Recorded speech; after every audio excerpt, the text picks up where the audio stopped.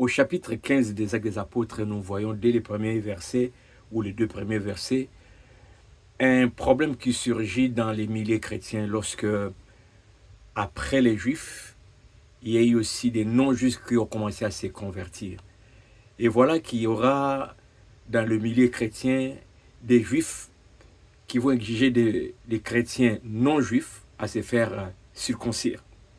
Et ça va amener vraiment une division, un débat, au point que Paul et Barnabas vont aller voir les autres apôtres à Jérusalem pour une longue discussion. Et dans cette longue discussion, après débat et délibération, l'apôtre Pierre et l'apôtre Jacques vont prendre la parole pour apporter une direction, une clarté à ces problèmes. Le problème, c'est que les non-juifs, pardon, les juifs exigeaient aux non-juifs convertis de se circoncire comme c'était le cas avec les juifs. Oui ou non, il fallait circoncire les non-juifs. Alors dans cette réunion à Jérusalem, ce que je trouve intéressant, c'est l'intervention de Pierre et de Jacques. Les deux, dans leur discours, vont se référer aux Écritures, vont se référer à la pensée de Dieu, vont se référer à comment Dieu voit les choses. Et à la fin, une recommandation sera donnée pour régler ces problèmes. Cette vidéo, je la fais juste pour nous pousser à adopter cette manière de traiter les différends que nous avons dans les milieux chrétiens.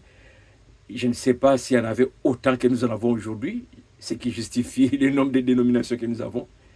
Mais est-ce que lorsque nous avons des différends sur un sujet quelconque, sur un point de vue, un comportement que nous pensons oui ou non il faut adopter en tant que chrétien, est-ce que ce ne serait pas mieux de retourner dans les Écritures, de fouiller, de voir si on ne peut pas trouver quelque part un cas, une parole qui nous aiderait à trouver une direction. Au lieu de se contenter,